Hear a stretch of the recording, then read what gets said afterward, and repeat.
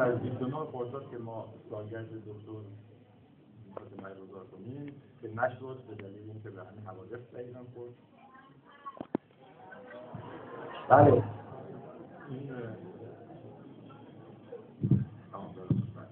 بله اتفاقا سالگرد 29 خرداد امسال که ما قصد داشتیم مراسمی در دنیا شد بگذاریم خورد متاسفانه به همین اعلام نتایج انتخابات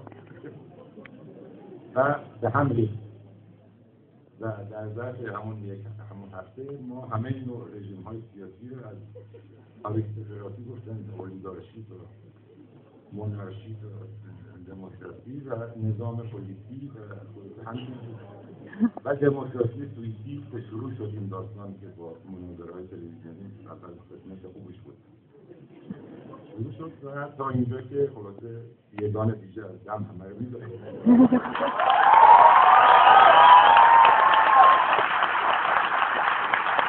همه در جریان هستیم و خانواده شریعتی و ما هم همیشه مثل همه مردم ایران مورد التفات واقع می‌شیم.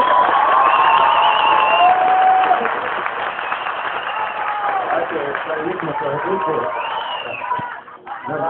شما باید این که از دانشگاه خارج شدیم در یک مصاحبه که به روزنامه اعتماد ما داشتیم راجع به همین مسائلی که رخ داده بود حوادث بعد از انتخابات هم اعلام موضع کردیم که متاسفانه روزنامه اعتماد که ما بهش اعتماد کرده بودیم همه اون مطالعه رو زد جز همین سوالی که مربوط به حوادث اخیر که ما این رو در سایت و اینترنت و اینها گذاشتیم که الان هست متنش بگون در واقع محکوم کردن این حوادثی بود که بخصوص اون قسمتی که بیشتر به ما مربوط می‌شد به حمله به کوی خوابگاهیان ما الان هم سالروز 16 آذر هستیم. مثلا 16 آذر من پاسدار صحبت کردم در دانشگاه در این به وجود آمد که پلیس حق نداره پاشه در دانشگاه بذاره 16 آذر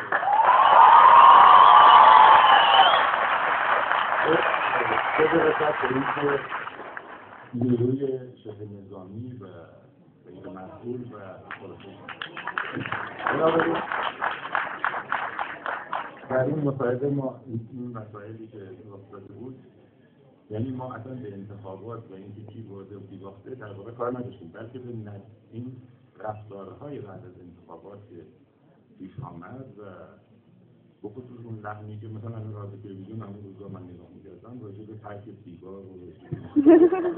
یعنی این رفتاری که برای انتخاباتی که به هر حال درش افتخار بوده که بحث مناظره بگذارم با دموکراسی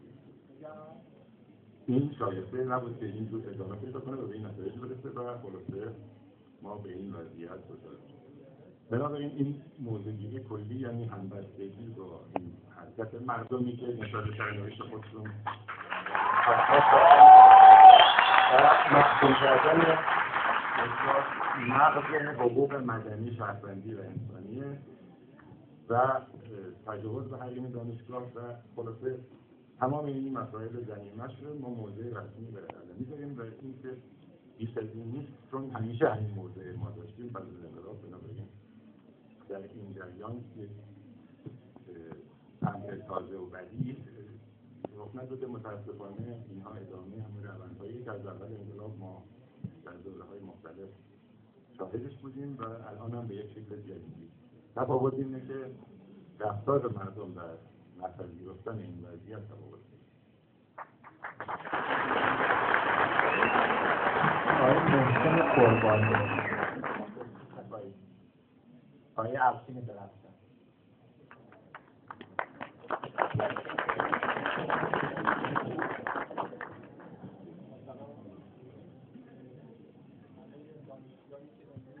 صدا نداره.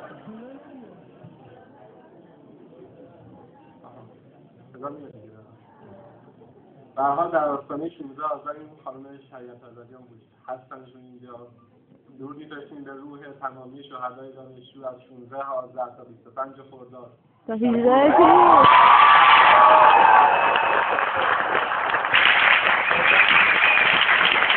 سوالی که در مورد دکتر اول یک سوالی که خواهش می‌کنم اگر ممکنه اینو به بحث‌های قبلی رفت داشته در شما در واقع تسلید از تجدید و تغییر روبنای چارچوب‌های باقی مانده از خاندان پهلوی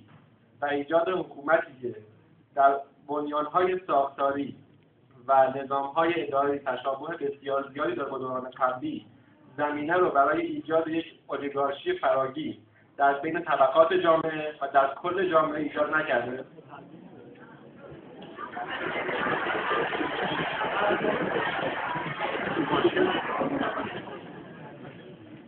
آیا این اولیگارشی که در نظام حاکم ایجاد شده و افراد متحدالشکلی که ما امروز می‌بینیم در دولت، در مجلس و در همه جا، در واقع برآیند و نتیجه اون تجدید بنای سریع الهنگام نبود که ما خواستیم همه چیز رو به سرعت دوباره بازسازی کنیم و کارهای بنیانی و اساسی انجام نشد در ابتدای انقلاب؟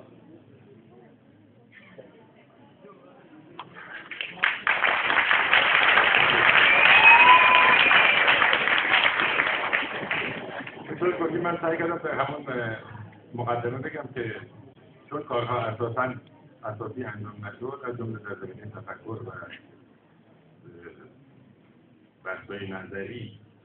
انقلاب ما به سرعت به نتیجه طبعا رسید. پیش از اون هم پیش از انقلاب قرار بود که در زمینه تفکر اساسی یا طرح و تدوین مبانی پایه‌ای همه جمع شده بودن، روشنفکران و علما و مبارزین اون زمان، که باید یک مانیفستی بنویسیم، یک کار اساسی انجام بشه. ولی ما می‌دونیم که انقلاب ما خیلی به سرعت ظرف چند سال به پیروزی رسید و مسائلی که پس از انقلاب داریم در سیکل گذشته داشتیم، از جمله همین نکاتی که مورد نظر شما ناشی همین بوده که اتفاقا اون کار انجام نشده، چون شما فرمودید که انجام شده به صورت سریع یا ناگهانه.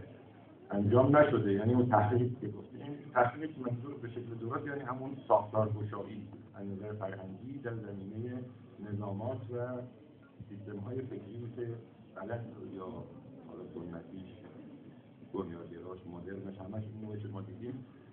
خلاصه اون کار فکری لازم انجام نشده و در نتیجه ما سریع به نتیجه رسیدیم. ولی این دفعه می‌خوایم درس‌آموزی کنیم و اساسی کار کنیم. به نوبت بحث من در قسمت اول همین بود که ما باید خیلی